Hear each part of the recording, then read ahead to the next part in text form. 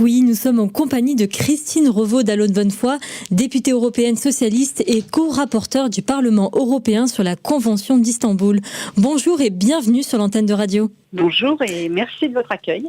Il y a un an, l'Union européenne a signé la Convention d'Istanbul, un traité international pour lutter contre les violences faites aux femmes. Mais si cette convention a été signée, elle n'a pas encore été ratifiée par tous les pays. Pour commencer, Madame la députée, pouvez-vous nous expliquer quels sont les objectifs de cette convention ? Alors cette convention, elle règle les 3 P qui sont indispensables, c'est-à-dire la prévention des femmes, la protection des femmes qui ont été victimes de violences et la poursuite de ceux qui ont commis des violences à leur égard. Et cette convention, elle est très importante parce qu'elle est juridiquement plus importante que des lois des États, s'ils existent ou pas, et elle permet de définir pénalement toutes les formes de violence qui peuvent exister, que cela va d'une violence physique à un viol, à un crime. Tout cela est prévu dans la Convention d'Istanbul, et y compris les mutilations génitales féminines. Enfin bref, le spectre est très large et la signature par l'Union européenne permettra de protéger toutes les femmes, y compris dans les pays qui aujourd'hui ne l'ont toujours pas ratifié. Et donc c'est absolument indispensable pour cesser cette violence. C'est une femme sur 3 en Europe qui en est victime. Cette convention d'Istanbul a été élaborée en 2011. Elle a été signée et ratifiée par certains pays. Comment se fait-il qu'en 2018, on en parle encore ?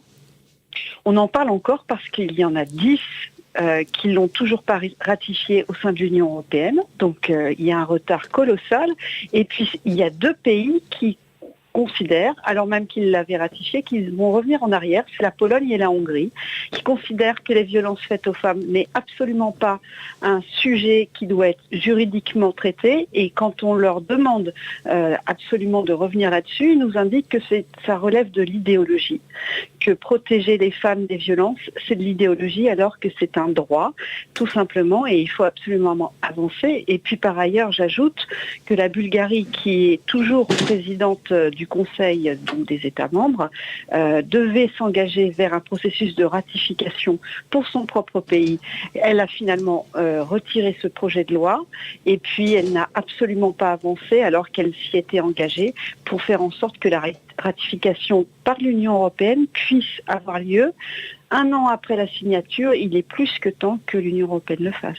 Pour que nos auditeurs comprennent bien, la signature ne suffit pas. Pouvez-vous nous expliquer pourquoi sa ratification est importante ? Alors, la signature, c'est le premier acte qui dit, voilà, l'Union européenne va s'engager dans le processus. Mais tant qu'elle n'a pas ratifié, ça veut dire que concrètement, elle n'a pas défini tous les sujets sur lesquels elle va effectivement être compétente. Il y a un texte qui s'ajoute et qui est le texte le plus important à cette convention pour l'Europe, c'est ce qu'on appelle le code de conduite. C'est dans celui-ci qu'on va pouvoir bien préciser tous les actes de violence qui vont être désormais protégés par l'Union européenne. Et sur ce point-là, ce code de conduite, il y a un certain nombre d'États qui ne sont pas d'accord pour les faire figurer. Et je reviens sur le viol, qui est pénalement, qui a une description extrêmement précise en France.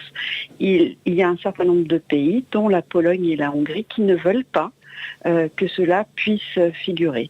Donc ce sont des sujets qui sont extrêmement importants et sur lesquels, alors même que c'est la moitié de l'humanité, donc là aussi la moitié des Européens, on est absolument scandalisé au Parlement européen de ne pas voir l'Europe, en tout cas les États membres, avancer sur ce dossier. Comment expliquer leur attitude ?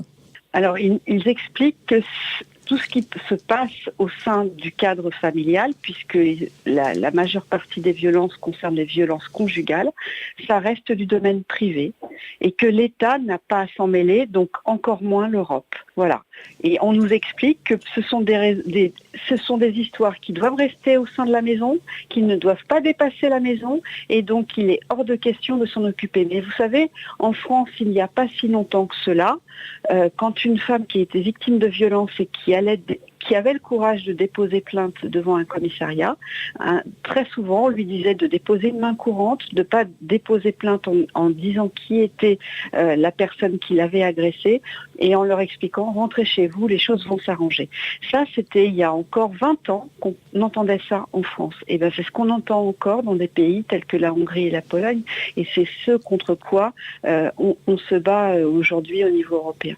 On ne peut pas forcer ces pays à ratifier cette convention, mais selon vous, qu'est-ce qui pourrait les convaincre de changer d'avis ? Tout simplement que, y compris pour eux, la moitié de leurs électeurs sont des femmes et qu'ils ne peuvent pas continuer à faire comme si on était dans un monde où seuls les hommes avaient le droit de vote. C'est terminé heureusement depuis très longtemps et je pense que, y compris pour des raisons électorales, et c'est pour ça qu'on s'appuie aussi beaucoup sur ce que font la société civile, les associations dans ces pays. Il y en a beaucoup d'associations de femmes très actives qui se battent pour demander à ce qu'il y ait la signature. Donc c'est de cette manière-là qu'on essaie d'avancer. Et puis je rappelle que l'Organisation des Nations Unies a été extrêmement ferme sur le fait que toutes les femmes dans le monde devaient être protégées. Donc à la fois très localement avec ce que font ces femmes dans ces pays, mais aussi à un niveau bien plus supérieur à l'Europe qu'est l'ONU, nous essayons d'agir à tous les niveaux pour faire comprendre que ce n'est simplement qu'une question de protection, prévention et poursuite, et qui est un droit fondamental. Merci Christine Revaud d'Allo de Bonnefoy d'avoir été avec nous et d'avoir répondu à nos questions. Merci à vous.